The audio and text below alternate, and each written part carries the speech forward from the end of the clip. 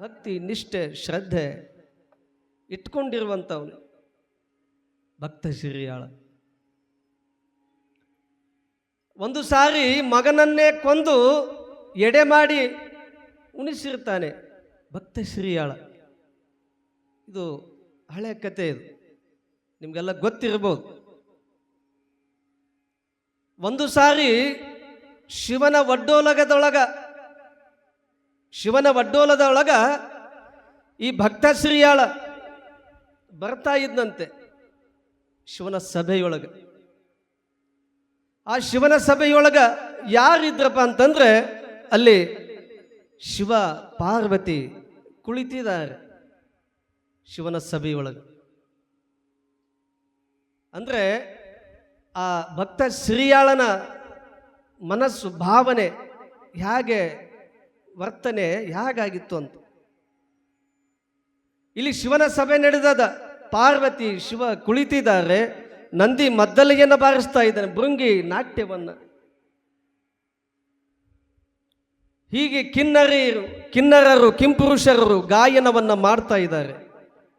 ದೇವಾನುದೇವತೆಗಳು ಪುಷ್ಪವೃಷ್ಟಿಯನ್ನ ಮಾಡ್ತಾ ಇದ್ದಾರೆ. ಯಾರಿಗೆ? ಶಿವ ಪಾರ್ವತಿಯರಿಗೆ. ಹೀಗೆ ಇಲ್ಲಿ ಗಾಯನ ನರ್ತನ ನಡೆದಿತ್ತು ಶಿವನ ಸಭೆಯೊಳಗ.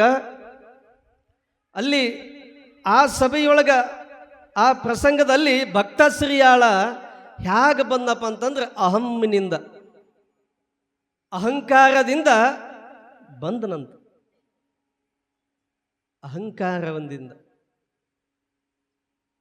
ಅಹಂಕಾರದಿಂದ ಬಂದಂತ ಸಭೆಗೆ.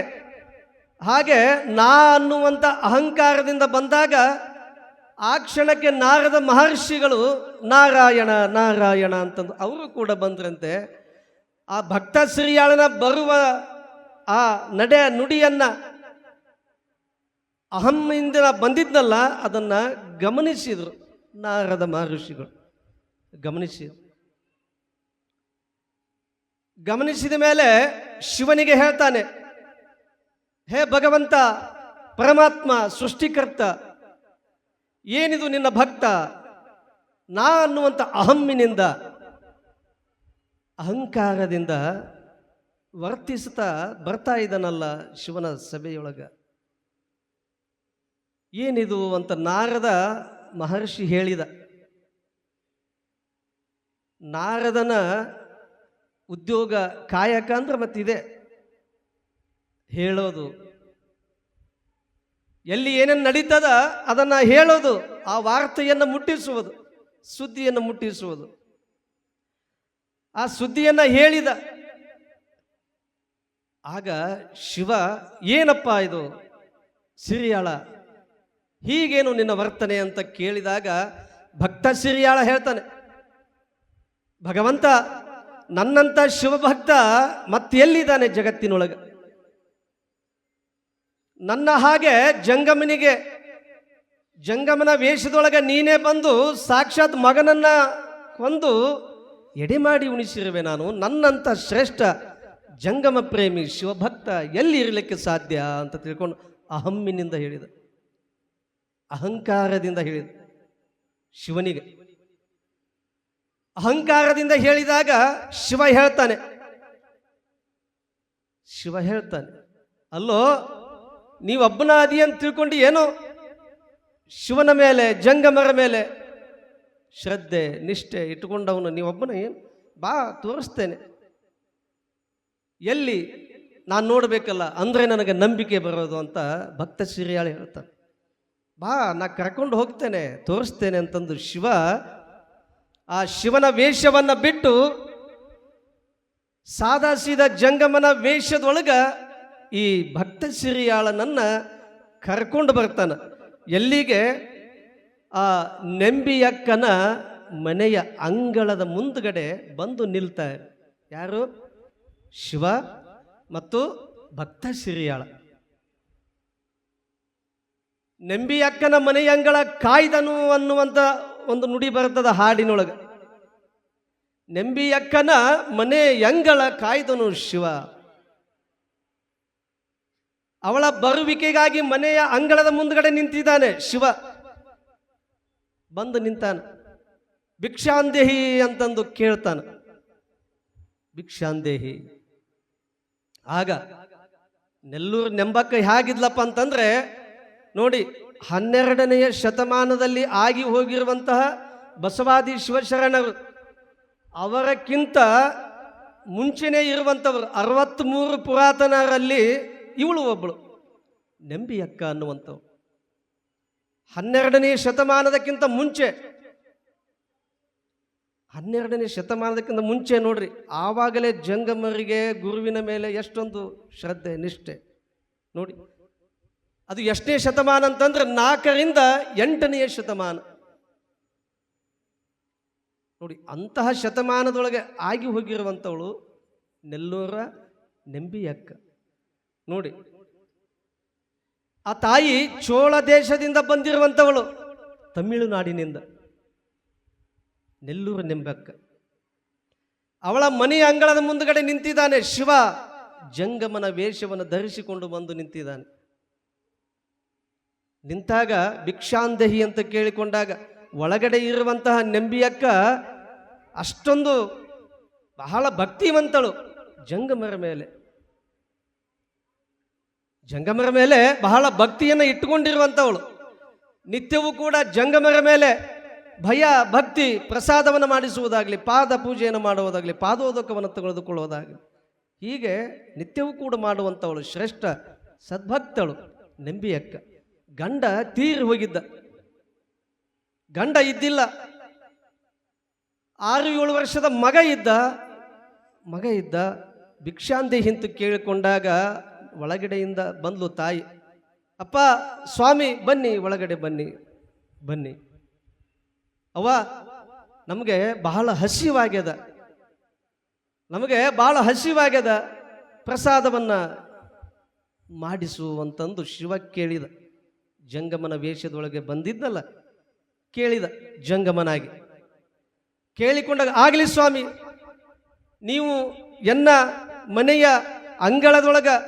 ಮನೆಯೊಳಗೆ ಬಂದಿರುವುದೇ ನನ್ನ ಮಹಾಭಾಗ್ಯ, ಪುಣ್ಯವಂತಳು ಅಂತ ಭಾವಿಸಿಕೊಂಡು, ಸ್ವಾಮಿ ಒಂದು ಸ್ವಲ್ಪ ತಡ್ರಿ, ನಾನು ಮಡಿಯನ್ನು ಮಾಡಿ ಮಡಿ ಉಡಿಯಿಂದ ಪ್ರಸಾದವನ್ನು ಮಾಡ್ತೇನೆ ಅಂತ ತಿಳ್ಕೊಂಡು ಹೇಳಿಲ್ಲ ತಾಯಿ ನೆಂಬಿಯಕ್ಕ.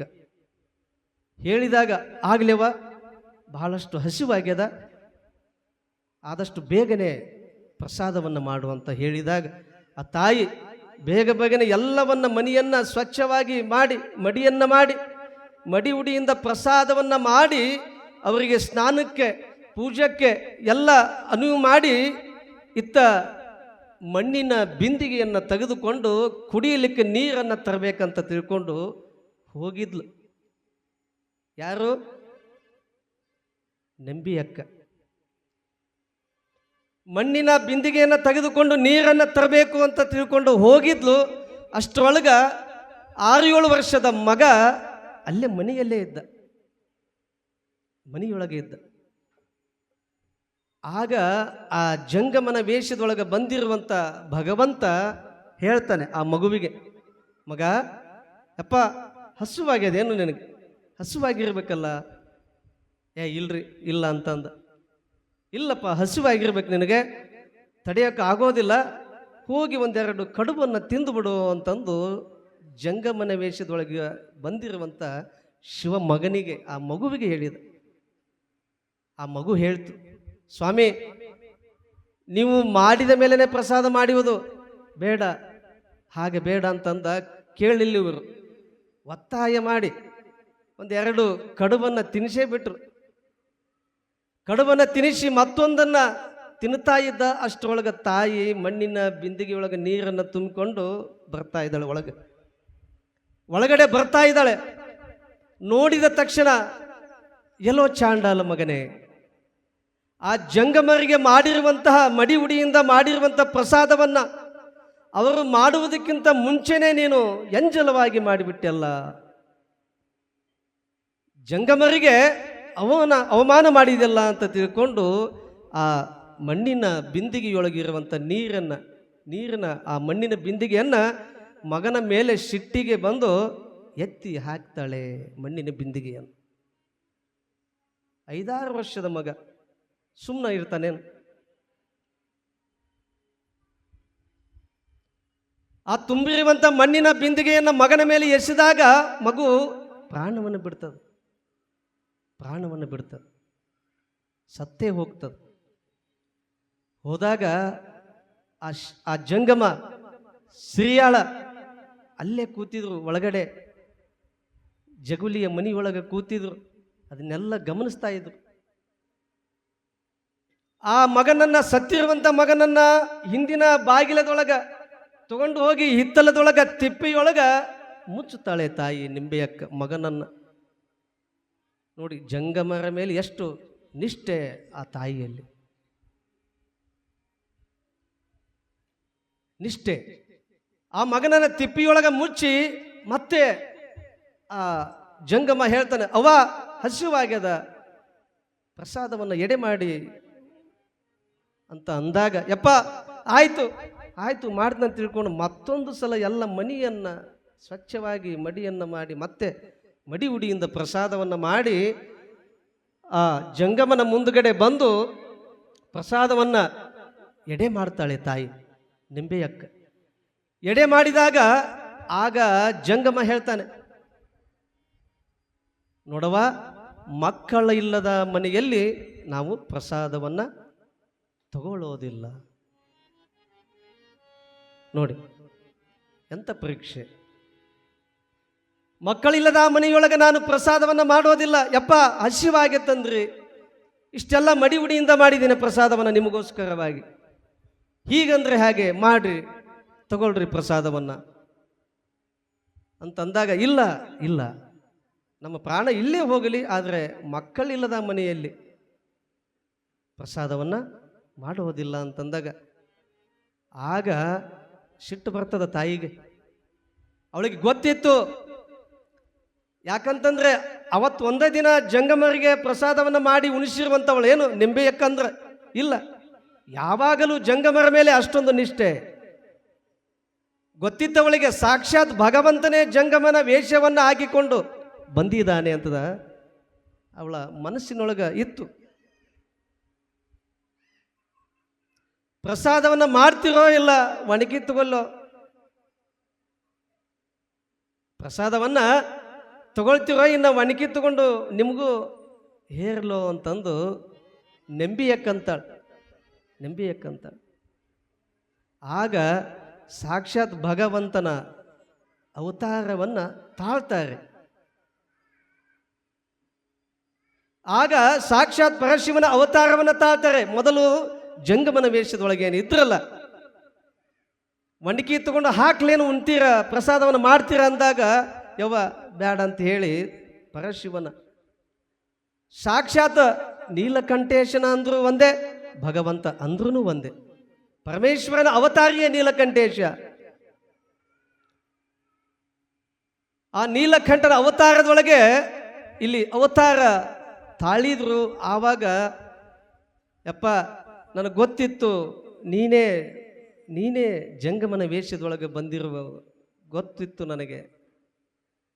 ನೀನು ಆಡಿಸಿದಂತೆ ನಾನು ಆಡುವೆನಯ್ಯ, ನೀನು ನುಡಿಸಿದಂತೆ ನಾನು ನುಡಿವೆನಯ್ಯ.